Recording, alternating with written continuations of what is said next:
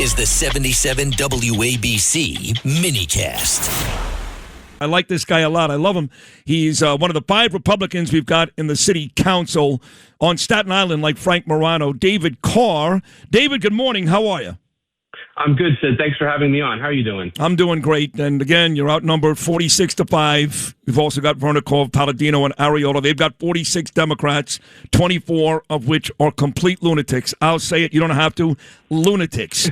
And 2 of these maniacs, this one's a really bad one. She's really bad. Shahana Hanif. Oh, my God. And this other one, Shakir Krishnan.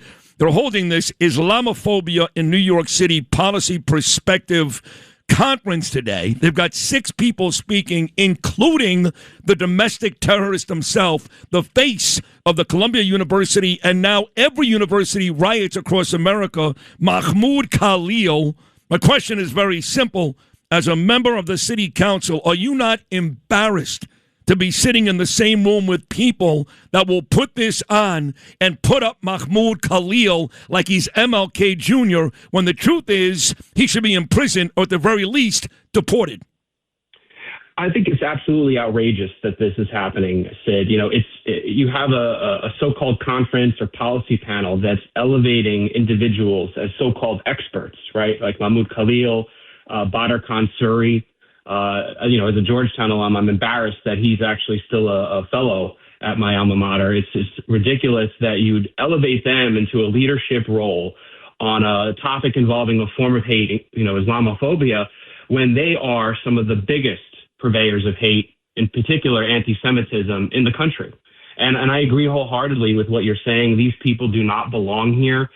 They absolutely should have been deported long ago, and I'm hopeful that the Trump administration will ultimately win those legal fights and get us to the point where we no longer have to play host to these ridiculous people. This starts with the mayor, his crocodile tears a couple of weeks ago about me, and they're still talking about me. Yesterday, again, NBC. Katz met with the mayor. They mentioned me 4 times, Melissa Russo on NBC, crying every day about Islamophobia. It doesn't exist. I know we had one Persian woman. It's like the only case in the last 3 years that got shoved a couple of days ago. That's compared to like 1,000 anti-Semitic crimes every month. But now they're galvanizing, they're gaslighting, they're lying to a whole young generation. And it's bad enough when the Muslim mayor uses that word. No disrespect to Muslims, but Islamophobia applies to them.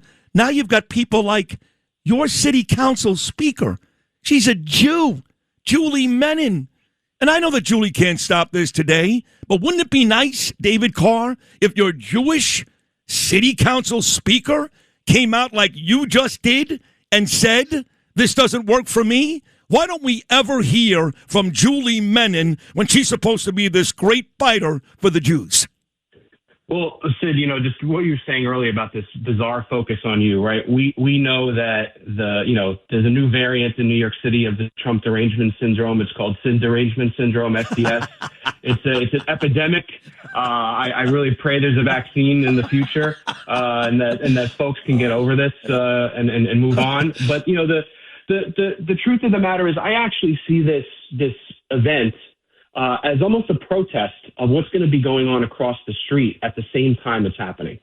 At the same time, we have a package of bills that is going to be a huge step forward in the fight against anti-Semitism, including the Speaker's bill, which is going to make sure that people have a right of access that's protected by the NYPD to their houses of worship.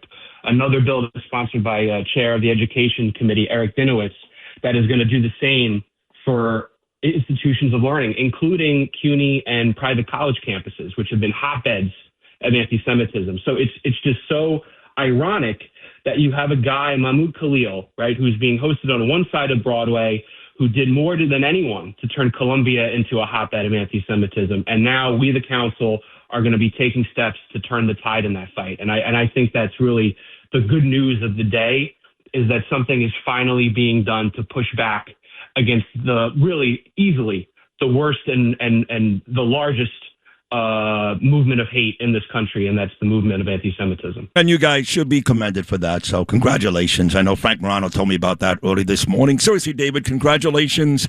I know Ina Vernikov is happy about that. I'm sure Vicky Palladino, who's also being unfairly treated by men in the council, the whole city, she's probably very happy. So congratulations, David. That's excellent, excellent work. But I do want to move back across the street to Mahmoud Khalil. Very simple question. Who's paying for this? Where is the money coming from? I mean, how are they paying unless they're doing it all for free, which is possible because, my God, we know that Islamophobia is such a major issue in this city. I mean, Sid talks about it all the time. Who the hell's paying for this today? So I hope no one, because nobody should be paid to be a speaker under the aegis of the council. We have events all the time at the request of a particular member, a caucus, a group of members.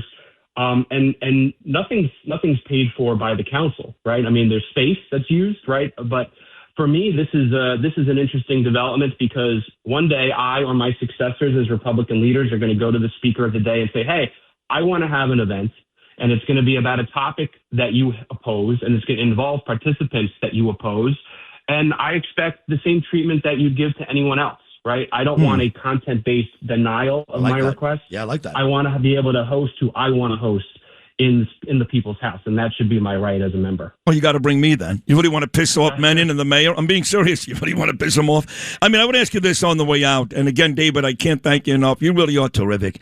100 days now for the mayor. You know how I feel about the mayor, okay? And I'm relentless, and I'm angry. I'm angry, and I'm watching more and more people around me fall like flies. Because the guy won an election. Because New York is filled with hateful morons. That's why he won. I don't respect the office. I respect the person. He hasn't earned my respect. But, David Carr, what do you think of the mayor's first 100 days? Well, he gets a big fat F, to be honest with you. And I wish I couldn't say that. I wish I could have a better perspective. But when it comes to the local, he's been completely failing, right? He doesn't have the back of the NYPD. He minimizes assault against them, like the snowball fight over in Washington Square Park, which wasn't a snowball fight. They were pelting these officers with ice. And then in addition to that, you have the complete failure to deal with 2 snowstorms early in his administration. And then when you look at the bigger picture, he's trying to tax New York City as we know it out of existence. A 9.5% property tax increase proposal, trying to tax the rich out of New York City. You know, just yesterday, the budget director was trying to say that, you know, we need these state taxes from Albany, even though I made the point that they're just driving the wealth out of the city, the wealth that the city needs to function.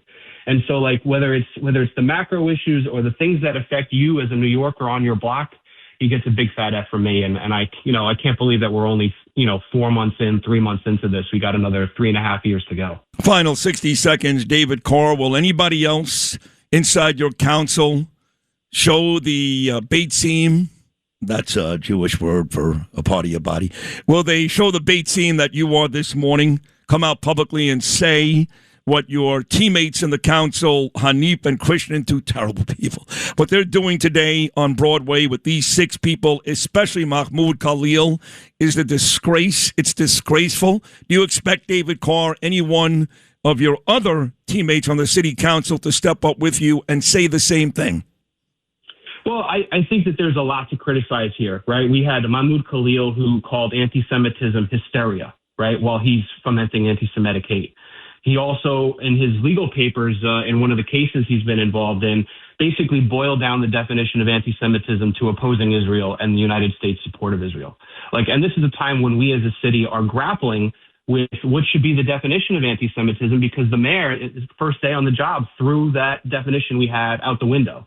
So to me, things like that, my colleague Shahan Hanif opposing the establishment of End Jew Hatred Day back in 2023, these are all things that absolutely need to be opposed and criticized. And so to me, anything that these guys say with their platform is open and fair game. And I'm going to be listening very closely to what's said today, because it absolutely needs to be called out on the carpet when it crosses the line, because inevitably we know that it will.